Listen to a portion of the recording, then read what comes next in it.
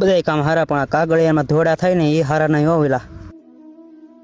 તો જય હિન્દ અને જય માતાજી મિત્રો, સ્વાગત છે તમારા મારા મિની વ્લોગમાં. તો એમાં એવું થયું છે એવું કે સવારમાં પછી હું જીતુ કાકા તૈયાર થઈને નીકળી ગયા હતા પાછા વાડીઓ માટા મારવા માટે, કેમ કે આજ કાંઈ કામ ઝાઝું હતું નહીં, આપણું કામ આપી દીધું આપણે બીજાને.